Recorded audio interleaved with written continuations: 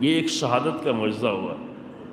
اب یہ کہ اس درمیان میں بھی کوئی آ کے تفرقے کی باتیں کرے، نفرت کی باتیں کرے، تو کم سے کم اب عوام کو سمجھ لینا چاہیے کہ اللہ کے دین کی باتیں کرنے والے کون ہیں، قرآن کی باتیں کرنے والے کون ہیں، دلوں کو جوڑنے والے کون ہیں، رسول اللہ کی راہ پہ چلنے والے کون ہیں، اہل بیت کے طریقے اپنانے والے کون ہیں، اور نفرتیں پھیلانے والے کون ہیں۔ مجھے کوئی شعر سنا رہا تھا کہ شمر نے تو بڑی کندی سے، بڑی سختی سے خنجر چلایا تھا، تو تبرہ میں ہم کیسے نرمی کر سکتے ہیں؟ تو کیا شمر بننا چاہتے ہو؟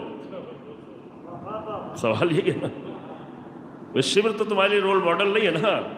اگر وہی کام کرنا چاہتے جو شمر کر رہا تھا تو تمہارا رول ماڈل شمر ہو جائے گا۔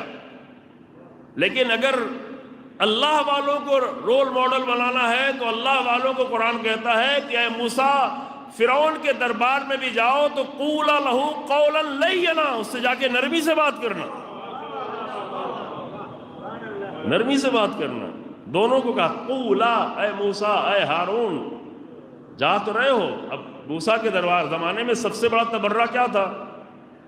تبرہ تو بدتمیزیوں کو نہیں کہتے، تبرہ یہی کہ ظالموں کے سامنے جا کے کھڑے ہو جاؤ، ان کے طریقوں سے بیزاری ہو، ان کے ظلم سے بیزاری ہو، ان کے مخالفت۔ تبرہ عمل کا نام ہے، فروع دین میں سے ہے، تو اس کے لیے عمل دکھانا پڑے گا، صرف زبانی نہیں ہے۔